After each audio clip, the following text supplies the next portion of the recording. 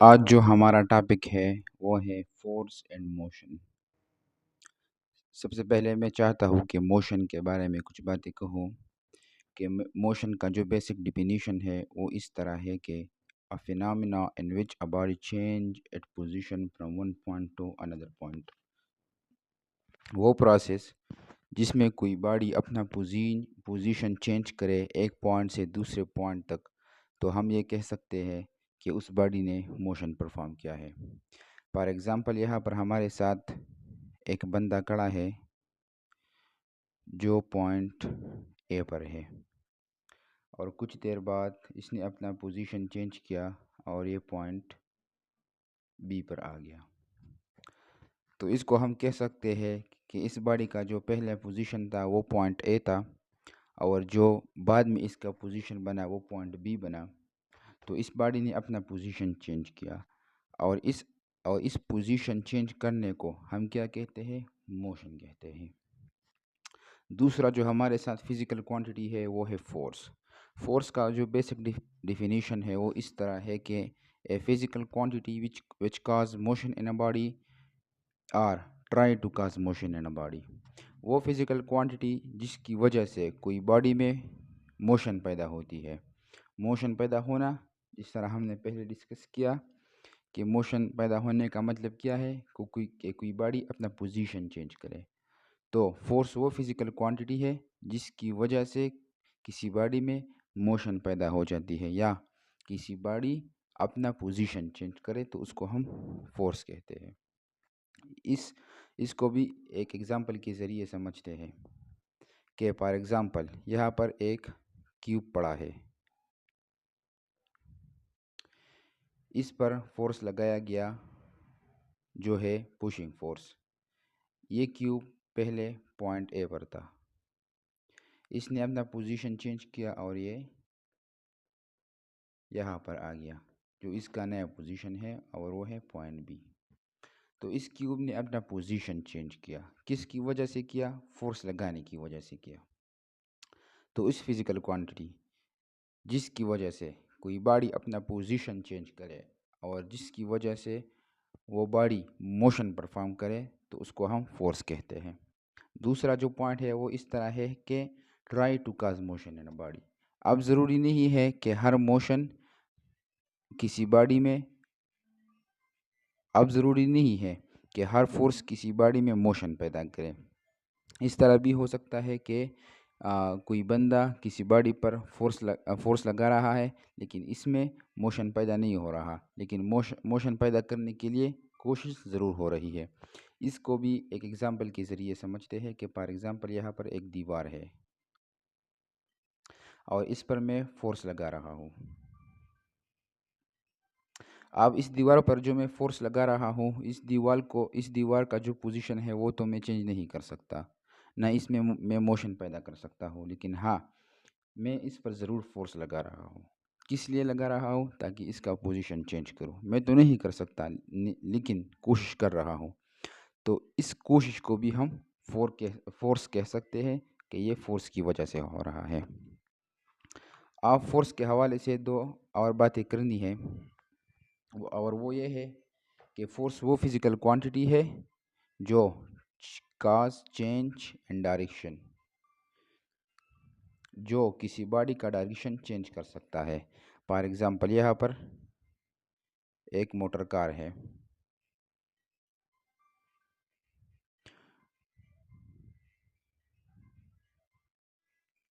वो इस तरफ जा रहा है, लेकिन अगर दूसरा मोटर कार इस तरफ आ गया और इसने इस मोटर कार को हिट किया, तो ये अपना डायरेक्शन चेंज करेगा ना इंसिडेंट के दौरान। ये मोटर कार अपना डायरेक्शन चेंज करके इस तरफ चला जाएगा। तो इस डायरेक्शन चेंज करने का जो वजह है वो क्या है? फोर्स है। तो फोर्स किसी बॉडी का डायरेक्शन भी चेंज कर सकता है। ये तीसरा पॉइंट है फोर्स के हवाले से। चौथा जो पॉइंट है वो इस तरह है कि इट काज या or it get a body to rest, from motion. अगर कोई बॉडी ऑलरेडी मोशन में है, कि फॉर एग्जांपल हमारे साथ यहाँ पर क्या है, एक मोटर कार है, वो ऑलरेडी मोशन में है, इस तरफ जा रहा है। लेकिन अगर यहाँ पर एक बड़ी दीवार है, तो इस दीवार के साथ ये मोटर कार टकराएगा, और जब ये टकराएगा तो ये दीवार इस मोटर कार पर फोर्स लगाएगा। तो इस फोर्स की वजह से ये मोटर कार जो है ये रेस्ट में आ जाएगा। पहला ये मोटर कार मोशन में था, लेकिन बाद में ये रेस्ट में आ जाएगा। जिस क्वांटिटी की वजह से इसने अपना मोशन रेस्ट में तब्दील किया, उस क्वांटिटी को हम क्या कहते हैं, उसको भी हम फोर्स कहते हैं। तो ये बेसिक कुछ बातें थी फोर्स के हवाले से, जिसको याद रखनी है। स्टेट, फिजिक्स में स्टेट से क्या मुराद है? फिजिक्स में स्टेट से मुराद किसी बॉडी पर कितना फोर्स लग रहा है, और आया उस फोर्स की वजह से उस बॉडी में मोशन पैदा होती है या नहीं, उसको हम फिजिक्स में स्टेट कहते हैं। स्टेट के फर्दर 2 टाइप्स है, एक है रेस्ट और दूसरा है मोशन। रेस्ट का जो डिफिनीशन है वो इस तरह है कि when a body does not change its position with respect to time and surrounding. जब कोई बॉडी अपना पोजीशन चेंज ना करे वक्त के लिहाज से और सराउंडिंग यानी ऑब्जर्वर के लिहाज से, तो उसको हम रेस्ट कहते हैं। फॉर एग्जांपल यहाँ पर एक बंदा खड़ा है पॉइंट ए पर, और 5 मिनट गुजरने के बाद भी ये बंदा इस ही अपने पॉइंट ए पर खड़ा है, और इस बंदे ने अपना पोजीशन चेंज नहीं किया वक्त के लिहाज से और इसके सराउंडिंग में जो ऑब्जर्वर्स हैं उसके लिहाज से। तो इसका मतलब ये है कि ये बॉडी रेस्ट स्टेट में है। इसका अपोजिट जो कंसेप्ट है वो है मोशन। मोशन का जो डिफिनीशन है वो इस तरह है कि when a body changes its position with respect to time and surrounding. जब कोई बॉडी अपना पोजीशन चेंज करे वक्त और सराउंडिंग यानी ऑब्जर्वर्स के लिहाज से, तो उसको हम मोशन कहते हैं। इसको भी एक एग्जांपल के ज़रिए समझते हैं कि फॉर एग्जांपल यहाँ पर एक बंदा खड़ा है पॉइंट सी पर, और 5 मिनट गुजरने के बाद ये बंदा पॉइंट डी तक आ गया। तो इसका मतलब ये है कि वक्त के लिहाज से इस बंदे ने अपना पोजीशन चेंज किया पॉइंट सी से पॉइंट डी तक, तो इसको हम क्या कहते हैं, मोशन कहते हैं। वक्त के लिहाज से और इसके सराउंडिंग में जो ऑब्जर्वर्स हैं उसके लिहाज से इस बंदे ने अपना पोजीशन चेंज किया, इस फिनोमेना को हम क्या कहते हैं, मोशन कहते हैं। अब रेस्ट और मोशन दोनों रिलेटिव क्वांटिटी है। रिलेटिव क्वांटिटीज़ का मतलब ये है कि दे डिपेंड्स ऑन ऑब्जर्वर्स। इन क्वांटिटीज़ का जो कंडीशन होता है वो ऑब्जर्वर्स पर डिपेंड करता है कि कौन सा ऑब्जर्वर किस तरह उसको ऑब्जर्व कर रहा है। इस तरह हो सकता है कि एक ऑब्जर्वर के मुताबिक वो क्वांटिटी एक स्टेट में हो, और दूसरे ऑब्जर्वर के मुताबिक वो बॉडी दूसरे स्टेट में हो। इस कॉन्सेप्ट को भी एक एग्जांपल के ज़रिए समझते हैं कि यह फॉर एग्जांपल यहाँ पर एक बस खड़ा है, और इस बस में 3 बंदे हैं जो बैठे हुए हैं। ये बस जा रहा है रोड पर फॉरवर्ड डायरेक्शन में। इस रोड के किनारे पर एक और बंदा खड़ा है जो रेस्ट स्टेट में है इस सराउंडिंग के मुताबिक। इन तीनों बंदों के मुताबिक ये तीनों बंदे आपस में किस स्टेट में है, रेस्ट स्टेट में है, क्योंकि इनके मुताबिक ये लोग अपना जो पोजीशन है वो चेंज नहीं कर रहे। लेकिन जो बंदा सड़क के किनारे पर खड़ा है और इस बस को ऑब्जर्व कर रहा है, तो इस बस के अंदर जो बंदे हैं वो भी मोशन कर रहा है, क्योंकि ये बस फॉरवर्ड की तरफ जा रहा है। तो इस ऑब्जर्वर के लिहाज से ये बंदे मोशन में है। लेकिन इन जो बंदे इस बस में बैठे हैं, तो उसके मुताबिक ये लोग रेस्ट स्टेट में हैं। तो हम ये कह सकते हैं कि रेस्ट और मोशन ये रिलेटिव क्वांटिटीज़ है। इस रिलेटिव टर्म का जो अपोजिट है वो है एब्सोल्यूट। एब्सोल्यूट का मतलब ये है कि वो क्वांटिटीज़ जो ऑब्जर्वर पर डिपेंड नहीं करते, बल्कि सारे यूनिवर्स में एक ही तरह होते हैं, तो उसको हम एब्सोल्यूट कहते हैं। एब्सोल्यूट क्वांटिटीज़ का जो एग्जांपल्स है वो है मास और अमाउंट ऑफ सब्सटेंस। ये क्वांटिटीज़ एटसेट्रा, ये क्वांटिटीज़ एब्सोल्यूट है, और रेस्ट और मोशन ये क्वांटिटीज़ रिलेटिव है। डिस्टेंस का जो डिफिनीशन है वो है the actual path length between 2 points. 2 points के दरमियान जो रास्ता हो, उस रास्ते का जो लेंथ हो, उसको हम क्या कहते हैं? उसको हम कहते हैं डिस्टेंस। फॉर एग्ज़ाम्पल यहाँ पर एक पॉइंट है, पॉइंट सी, और यहाँ पर एक पॉइंट है, पॉइंट डी। इन दो पॉइंट के दरमियान जो रास्ता है, जो एक्चुअल रास्ता है, फॉर एग्ज़ाम्पल वो इस तरह गया है, इस रास्ते का जो लेंथ हो, उस लेंथ को हम क्या कहते हैं? उसको हम कहते हैं डिस्टेंस। डिस्टेंस का जो सिंबॉलिकल रिप्रेजेंटेशन है वो है स्मॉलर डी या or smaller s. Smaller d और स्मॉलर एस के साथ हम डिस्टेंस को रिप्रेजेंट करते हैं। डिस्टेंस का जो यूनिट है वो है मीटर, और मीटर का जो सिंबल है वो है एम। SI सिस्टम में डिस्टेंस जो क्वांटिटी है वो है स्केलर क्वांटिटी। स्केलर क्वांटिटी का मतलब क्या है? स्केलर क्वांटिटी का मतलब ये है कि ये फुली डिफाइन हो सकती है सिर्फ मैग्नीट्यूड के साथ, और स्केलर क्वांटिटी को कोई डायरेक्शन की ज़रूरत नहीं होती। वो क्वांटिटी जो सिर्फ मैग्नीट्यूड के साथ डिफाइन हो सकती है उसको हम स्केलर क्वांटिटी कहते हैं। नेक्स्ट जो अहम पॉइंट है डिस्टेंस के हवाले से वो ये है कि डिस्टेंस मल्टी डायरेक्शनल होता है।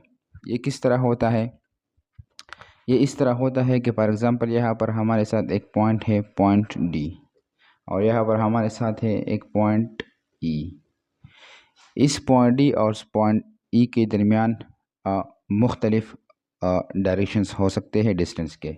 फॉर एग्ज़ाम्पल ये इस तरह हो सकता है, ये इस तरह हो सकता है, ये इस तरह हो सकता है, और ये इस तरह हो सकता है। तो ये मुख्तलिफ डायरेक्शंस है। ये चारों मुख्तलिफ डायरेक्शंस हैं डिस्टेंस के। तो डिस्टेंस जो है ये एक मल्टी डायरेक्शनल क्वांटिटी है, और इसके एक से ज़्यादा डायरेक्शंस हो सकते हैं। डिस्प्लेसमेंट का जो डिफिनीशन है वो है the shortest path length between 2 points. 2 points के दरमियान जो कम से कम रास्ता हो, उस रास्ते का जो लेंथ हो उसको हम क्या कहते हैं? डिस्प्लेसमेंट कहते हैं। फॉर एग्ज़ाम्पल यहाँ पर एक पॉइंट है, पॉइंट सी, और यहाँ पर एक पॉइंट है, पॉइंट डी। इन दो पॉइंट्स के दरमियान जो शॉर्टेस्ट पाथ हो, जो कम से कम रास्ता हो, फॉर एग्ज़ाम्पल यहाँ पर है एक स्ट्रेट पाथ, इस शॉर्टेस्ट पाथ का जो लेंथ हो उसको हम क्या कहते हैं? डिस्प्लेसमेंट। फॉर एग्ज़ाम्पल इस स्ट्रेट पाथ का जो लेंथ है वो है 10 मीटर। तो इन दो पॉइंट्स के दरमियान जो डिस्प्लेसमेंट हो गया वो क्या हो गया? 10 मीटर हो गया। अब डिस्प्लेसमेंट को हम सिंबॉलिकली रिप्रेजेंट करते हैं स्मॉलर डी और स्मॉलर एस के साथ, लेकिन इसमें एक एडिशनल सिंबल है, वो है a small arrow above the alphabet. ये एरो क्या रिप्रेजेंट करता है? ये डायरेक्शन रिप्रेजेंट करता है, क्योंकि डिस्प्लेसमेंट क्या है? वो एक वेक्टर क्वांटिटी है, और अगर वेक्टर क्वांटिटी को फुली डिफाइन करना है तो उसको दो चीज़ों की ज़रूरत होती है। एक होती है मैग्नीट्यूड और दूसरा डायरेक्शन। तो डिस्प्लेसमेंट चूँकि एक वेक्टर क्वांटिटी है और उसको मैग्नीट्यूड के साथ साथ डायरेक्शन की भी ज़रूरत है, तो इस सिंबल में जो एक स्मॉल एरो है ये डायरेक्शन को रिप्रेजेंट करता है। डिस्प्लेसमेंट का जो यूनिट है वो है मीटर, जिसका सिंबल है स्मॉलर एम SI सिस्टम में। अब यहाँ पर मैंने एक नोट लिखा है कि the shortest path between 2 points is a straight path. अगर 2 पॉइंट के दरमियान आपने शॉर्टेस्ट पाथ निकालना है तो वो क्या होगा? वो एक स्ट्रेट पाथ होगा। फॉर एग्ज़ाम्पल यहाँ पर एक पॉइंट है, पॉइंट A, और यहाँ पर एक पॉइंट है, पॉइंट C। इन दो पॉइंट्स के दरमियान जो शॉर्टेस्ट पाथ होगा वो क्या होगा? वो एक स्ट्रेट पाथ होगा। अगर इस स्ट्रेट पाथ के अलावा आपने दूसरा पाथ इख्तियार करना है, फॉर एग्ज़ाम्पल इस तरह करना है या इस तरह करना है, तो ये शॉर्टेस्ट नहीं होगा, बल्कि अगर शॉर्टेस्ट पाथ ढूंढना है इन दो पॉइंट्स के दरमियान तो वो एक ही है, और वो है स्ट्रेट। और ये जो शॉर्टेस्ट स्ट्रेट पाथ है इसको क्या कहते हैं? डिस्प्लेसमेंट कहते हैं।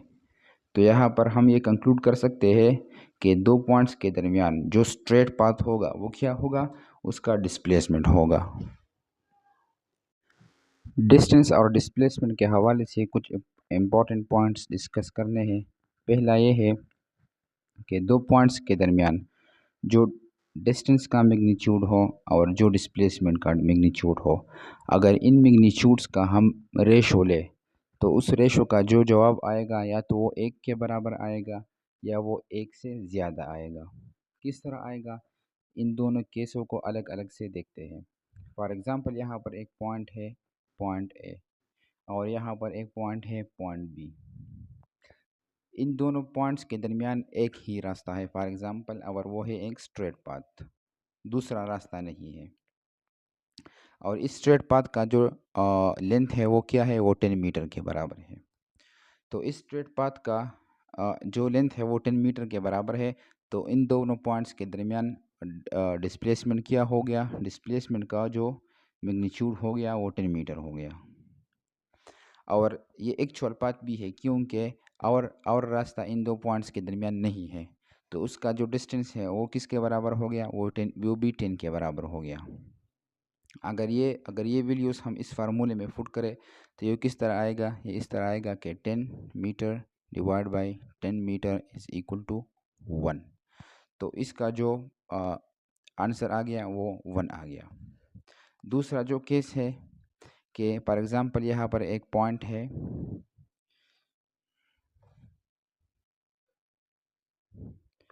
फॉर एग्ज़ाम्पल यहाँ पर एक पॉइंट है पॉइंट सी और यहाँ पर एक पॉइंट है पॉइंट डी। इन दो पॉइंट्स के दरमियान एक से ज़्यादा रास्ते हैं। फॉर एग्ज़ाम्पल पहला जो रास्ता है वो है एक स्ट्रेट पाथ और इस स्ट्रेट पाथ का जो लेंथ है वो है 10 मीटर। दूसरा जो रास्ता है वो इस तरह गया है, इस पाथ का जो लेंथ है वो है 4 मीटर और इसका जो है वो है 8 मीटर। तो इन दोनों का अगर हम सम ले लें तो ये हो गया 12 मीटर।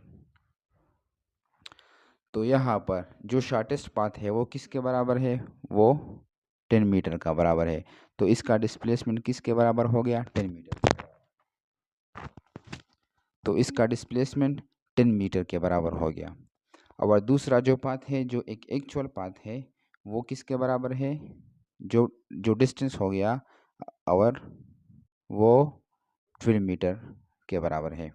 अगर ये वैल्यूज़ हम इस फार्मूले में पुट करें और इसका रेशो ले तो ये इस तरह होगा 12/10 और इसका जो आंसर आएगा वो 1 से ग्रेटर आएगा। तो दोनों केसेस को हमने डिस्कस किया कि ये भी मुमकिन है और ये भी मुमकिन है। ये किस कंडीशन में मुमकिन है, ये उस कंडीशन में मुमकिन है कि अगर दो पॉइंट्स के दरमियान एक ही रास्ता हो और वो शॉर्टेस्ट हो तो वो उसका डिस्टेंस भी बन जाएगा और डिस्प्लेसमेंट भी बन जाएगा। और अगर दोनों वैल्यूज़ को हम डिवाइड करें तो उससे एक ही आएगा। दूसरा जो कंडीशन है वो ये है कि अगर दो पॉइंट्स के दरमियान एक से ज़्यादा रास्ते हो, इसमें एक रास्ता जो होगा वो शॉर्टेस्ट होगा ऑब्वियसली दूसरे से, और वो डिस्प्लेसमेंट होगा, और दूसरा जो रास्ता होगा वो डिस्टेंस होगा। और अगर हम डिस्टेंस के मैग्नीट्यूड को डिस्प्लेसमेंट के मैग्नीट्यूड पर डिवाइड करें तो एक से ज़्यादा आएगा। दूसरा जो हमारे साथ पॉइंट है वो है फॉर क्लोज पाथ, के क्लोज पाथ के लिए हमारे साथ डिस्टेंस और डिस्प्लेसमेंट क्या आएगा। फॉर एग्जांपल यहाँ पर एक पॉइंट है और यहाँ पर एक बंदा खड़ा है।